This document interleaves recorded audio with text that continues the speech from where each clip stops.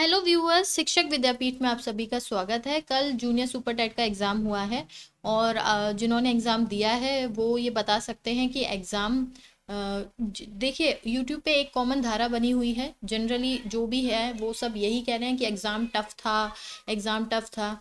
जिन्होंने एग्ज़ाम दिया है उन्हें ये बात, उन्होंने जब आके पेपर चेक किया होगा तो उन्होंने एक चीज़ उन्हें दिख रही होगी कि एग्ज़ाम टफ नहीं था, पेपर टफ नहीं था। लेकिन इसमें एक ट्विस्ट था। पेपर का कॉन्सेप्ट जो इन्होंने सिलेबस दिया था, सिलेबस से बिल्कुल अलग था। और सब्जेक्ट का ऑप्शन इसमें एक कुछ नया आया था। ओएमआर जो भरने में घबराहट में या जिस भी कारण बहुत से ऐसे विद्यार्थी हैं जो अभ्यर्थी थे, उनका ओएमआर गलत भर गया है।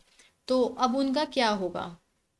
देखिए, अगर गोला आपका जो ओएमआर में जो बॉबलिंग है वो आपकी रोल नंबर में, रजिस्ट्रेशन में और सीरीज में गलत हो गई है तो कुछ नहीं होगा।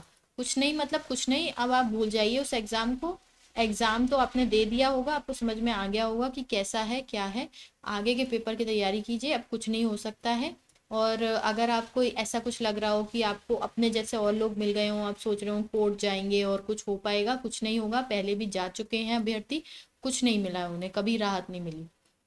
दूसरी बात, ये जो सब्जेक्ट ऑप्शन था ये नया ऑप्शन था। हमारे रूम में भी काफ़ी अभ्यर्थियों का गलत हुआ है। तो जो सुपरवाइज़र थे और जो इन्विजिलेटर थे उन्होंने ये कहा था कि आप उसको हल्का सा काट दीजिए, खुरचिए मत, वाइटनर मत लगाइए, कॉपी रिजेक्ट हो जाएगी। आप उसको काट दीजिए और आपका जो जेन्युइन सब्जेक्ट ऑप्शन है वो आप भर दीजिए। ये उन्होंने यही उन्होंने मतलब एडवाइस दी थी। दूसरी बात ये कि ये ऑप्शन नया है, तो अगर कोई कहता है कि हो जाएगा या कुछ ऐसा है तो ये नहीं कहा जा सकता। हो सकता है ये कहा जा सकता है, क्योंकि अगर आपकी ओएमआर और रजिस्ट्रेशन और सीरीज सही है तो आपकी कॉपी की आइडेंटिटी हो जाएगी, आइडेंटिफाई हो जाएगा। उसके बाद वो ऑप्शन आपका जब देखेंगे तो वो मैनुअली भर सकते हैं। पर वो भर सकते हैं, भरेंगे या नहीं भरेंगे नहीं पता।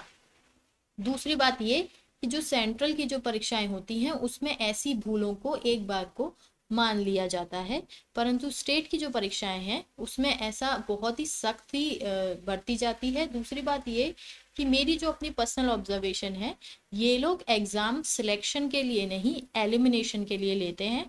छोटी छोटी चीज़ों पे बस ये देखते हैं कि किस प्रकार एलिमिनेट किया जाए अभ्यर्थी को।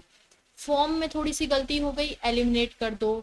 एंट्री मत दो, 5 मिनट की देरी से, 10 मिनट की देरी से एंट्री मत दो। या इस प्रकार की ओएमआर वाली गलती हो गई तो देरी मत दो। अगर उनका मेन प्रायोरिटी ये होती कि हमें अच्छा टीचर लेना है, इसमें इस परीक्षा के अगर मैं टीचर की बात कर रही हूँ तो अच्छा टीचर लेना है, तो वो इन चीज़ों को एक बार के लिए निग्लेक्ट तो नहीं, पर हाँ अप्रोक्सीमेटली या जहाँ पर वो उन्हें लगता है कि ये माइनर मिस्टेक्स हैं उसमें अलाउ कर सकती थी। परंतु नहीं, ये परीक्षाएं एलिमिनेट करने के लिए ली जाती हैं। किसी भी प्रकार से आपको बस एलिमिनेट किया जाता है। दूसरी बात ये कि कल की परीक्षा का हुआ क्या है। कल की परीक्षा टफ नहीं थी। कल की परीक्षा जो है, पेपर जो है वो बहुत एवरेज लेवल का था। इनफैक्ट जूनियर लेवल के अकॉर्डिंग पेपर का जो क्वेश्चन का जो स्टेटस था वो सिंपल था। अब मैं कैसे सिंपल कह रही हूँ, आप उस क्वेश्चन का लेवल देखिए उस कॉन्सेप्ट पर, तो आपको लगेगा कि हाँ जो क्वेश्चन है वो सिंपल था। दूसरी बात, जो यहाँ पर जो टफ बना दिया गया वो इस बात से बना दिया गया कि पेपर डिफरेंट हो गया। कॉमन क्वेश्चंस, एक्सपेक्टेड क्वेश्चंस नहीं थे। पूरा यूट्यूब, पूरी ऑनलाइन एजुकेशन, बड़ी बड़ी कोचिंगें फेल हो गई हैं कल के पेपर में, क्योंकि एक्सपेक्टेड क्वेश्चन नहीं थे। वो जिस प्रकार से प्रैक्टिस करवा रहे थे वो नहीं थे। तो सबसे बड़ी सीख ये है कि कभी भी ये जो अब वर्चुअल वर्ल्ड चल गया है, इसमें ये जो ऑनलाइन एजुकेशन हो रही है, इस पे आप डिपेंड नहीं हो सकते हैं। आपको जेन्युइनली उस कॉन्सेप्ट को पढ़ना होगा। कल के पेपर में सिलेबस जो दिया गया था वो सिलेबस तो नाम के लिए दिया गया था। उस सिलेबस से क्वेश्चंस बहुत कम आए हैं। जो क्वेश्चन आए हैं हम कह सकते हैं इनडायरेक्टली वो किसी टॉपिक से रिलेटेड होंगे, पर उन क्वेश्चन से, उन टॉपिक्स से, जो टॉपिक्स थे उनसे जो क्वेश्चन बनने चाहिए थे वो क्वेश्चन ये नहीं थे। और ये चीज़ इस इस पेपर को अलग बनाती है और डिफ़िकल्ट बनाती है, पर क्वेश्चंस का लेवल टफ नहीं था। जिसने एग्ज़ाम दिया होगा, जिसने एग्ज़ाम आके चेक किया होगा, उन्हें ये बात समझ में आई होगी।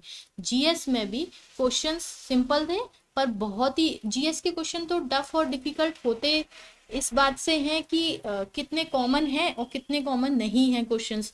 तो जीएसटी पूछा है, कितना पुराना क्वेश्चन है, कोरोना नहीं आया, ओलंपिक नहीं आया, पैरा ओलंपिक नहीं आया।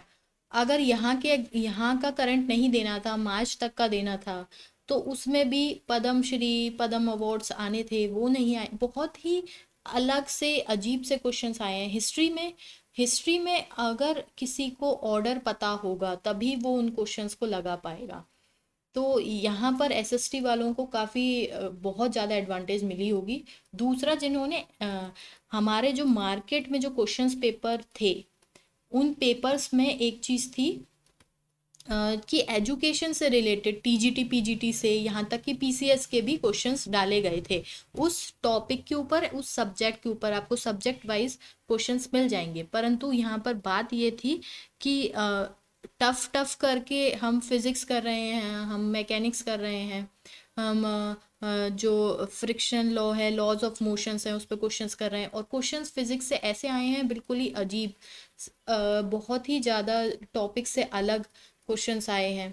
साइंस में और मैथ में तो बहुत ही ज़्यादा थ्योरेटिकल और बहुत ही ऐसे रेंजेस पे क्वेश्चंस पूछे गए हैं। जो कैलकुलेशन नो डाउट सिंपल थी, परंतु जो क्वेश्चंस थे उनकी सॉल्व करने की जो ट्रिक थी वो बहुत अलग जा रही थी, इसलिए क्वेश्चंस के आंसर नहीं आ रहे थे। दूसरी चीज़ ये कि इस समय जब पेपर सॉल्व हो रहे हैं, जैसे जीएस के क्वेश्चंस में एक उड़ीसा वाला साइक्लोन वाला जो क्वेश्चन है, और जो फॉरेस्ट वाला क्वेश्चन है कि कितना क्षेत्रफल है उसका, किस स्टेट में, ऐसे जो क्वेश्चन है उसको दिखा दिखा के कहा जा रहा है देखो पेपर हमारे यहाँ से आया है, देखो पेपर हमारे यहाँ से आया है।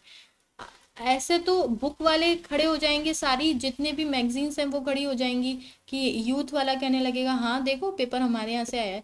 अगर आप 5,000 6,000 क्वेश्चन करा रहे हैं, उसमें से एक एक क्वेश्चन आ जाता है, तो आपका पेपर नहीं आ रहा है, ये आपके यहाँ से क्वेश्चन नहीं आए हैं।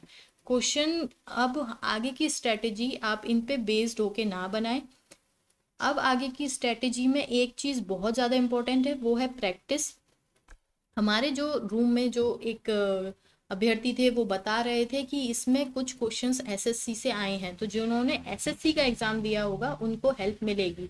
तो प्रैक्टिस बहुत करनी है।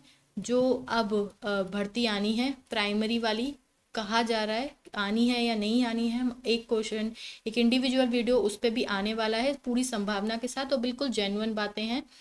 अगर आप वो देखना चाहते हैं तो मैं उसका लिंक भी डिस्क्रिप्शन में दे दूंगी, तो आप वो भी देख सकते हैं। और हमारे चैनल को अवश्य सब्सक्राइब कीजिएगा, आपको पूरी जेन्युइन बातें मिलेंगी। कल का पेपर जो है वो बहुत सारी चीज़ों में अलग था और बहुत सी आंखें खोलने वाला था कि कम सीटों पर भी कितना ज़्यादा कंपटीशन हो रहा है। दूसरी बात ये कि चीटिंग की भी खबरें आई हैं। एक तो वो प्रिंसिपल ने अपनी बेटी के लिए करवाया, ये तो आपके पास हर माध्यम से पहुंच चुका होगा, व्हाट्सएप भी पहुंच गया होगा, ऑनलाइन जो न्यूज़ चैनल्स हैं उनसे भी पहुंच चुका होगा, और अखबार में भी आ चुका है। तो इससे तो वो तो आपको पता चल गया होगा। फिर ये कह रहे हैं कि पेपर निरस्त होगा, बिल्कुल निरस्त नहीं होगा पेपर। वो लोग पकड़े गए हैं, उन लोगों ने करा नहीं दिया है, वो लोग पकड़े गए हैं।